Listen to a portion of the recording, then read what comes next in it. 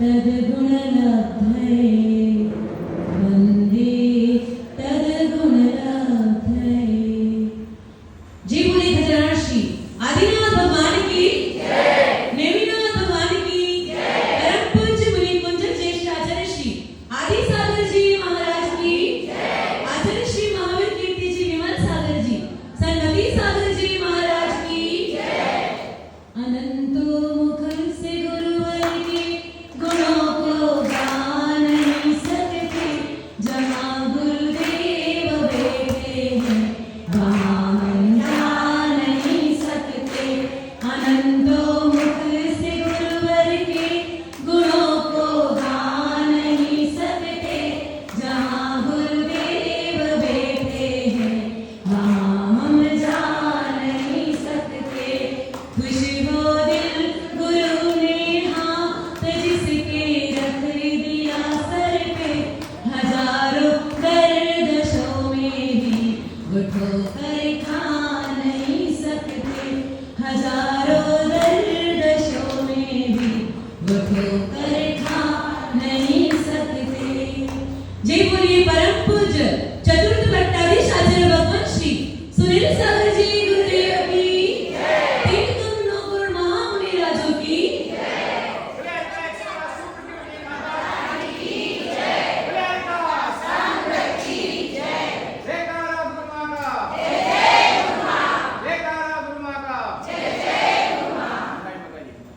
नद्यद्भुतं भुवन भूषण भूतनाथ भूते गुणे भुवि भवतमभीष्टुवन्त तुल्या भवन्ति भवतो ननु तेन किं वा भूत्याश्रितं यरिहनात्मसमं करोति। त्रिभुवन तिलक जगतपति है प्रभु सद्गुरुओं के हे गुरुवर, सद्भक्तों को निज सम करते इसमें नहीं अधिक आशय, शासित जन को निज सम करते धनी लोग धन धरनी से, नहीं करे तो उन्हें लाभ क्या उन धनी को की करनी से।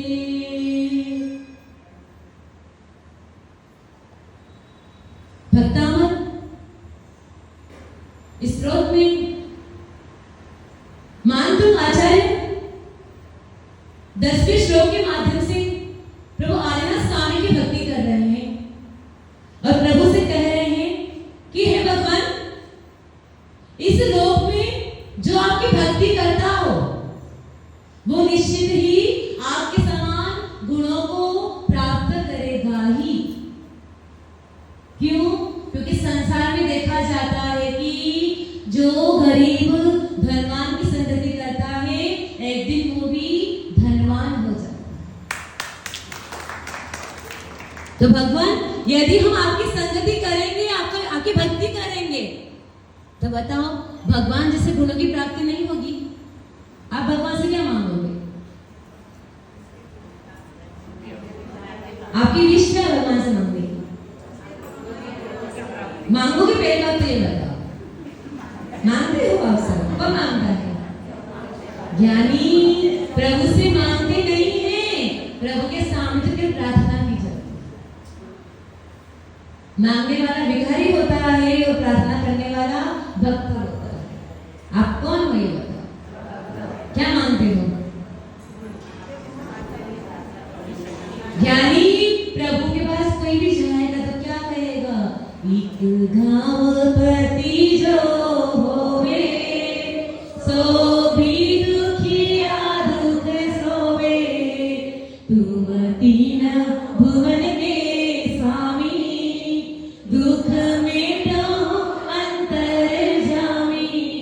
क्या कह रहे हैं आलोचना पाठ में कि भगवान एक गाँव पति जो होता है, एक गाँव का जो प्रधान होता है, पंच होता है, वो भी कहते हैं कि अगर कोई दुखी चला जाए तभी वो उसके दुख को दूर कर लेता है। तो आप तो तीन भुवन के स्वामी, आप तीन लोगों के स्वामी हो, तीन भुवन के स्वामी हो भगवान, तो आपके पास आया हुआ भक्त खाली कैसे जा सकता है? क्या इस भक्त के दुख दूर नहीं होंगे? होंगे ना। लेकिन ज्ञानी उसके लिए सब्र रखनी पड़ती, धैर्य रखना पड़ता। हम कहे तो हम तो इतनी भक्ति करते हैं, तो सब कुछ करते माता जी, क्यों हमारा व्यापार नहीं चल रहा है? व्यापार क्यों नहीं चल रहा? ज्ञानी जब कपड़ा ज्यादा लेना हो ना, बहुत गंदा हो, तो क्या करना पड़ता है? कितना घिसना पड़ता है? कितना ज्यादा साबुन लगाकर, वो क्या बोलते हैं, आला डालकर, सर्फ एक्सेल डालकर, हाथों से रगड़ रगड़ के साफ करना पड़ता है। कितनी बार करना पड़ता है? जब तक साफ नहीं। और सीधा सिंपल सा, थोड़ा सा हल्का सा पसीना लग गया है, उस कपड़े को क्या करना पड़ता है? पानी में डाला, मसला और काम खत्म, साफ हो गया। तो वैसे ही समझना कि प्रभु के चरणों में आ रहे हो, तो हमारे काम क्यों नहीं हो रहे हैं? क्यों नहीं हो रहे हैं? नीली चादर ओढ़ के से द्वार तुम्हारे आऊं, नीली चादर ओढ़ के से द्वार तुम्हारे आऊं। हे पावन परमेश्वर मेरे, हे पावन परमेश्वर मेरे, मन ही मन शर्माऊं, मन ही मन शर्माऊं। शर्म आती है? कब आती है? ज्ञानी भक्त क्या कह रहा है भगवान की भक्ति करते हुए कि भगवान मेरी चादर, जो अनंत भवों से, असंख्या भवों से जो पाप किए हैं, भगवान उस पाप कर्मों से मेरी आत्मा मलिन हो चुकी है, और इस मेरी चादर को ओढ़ के आपके चरणों में कैसे आऊं? शर्म आती है।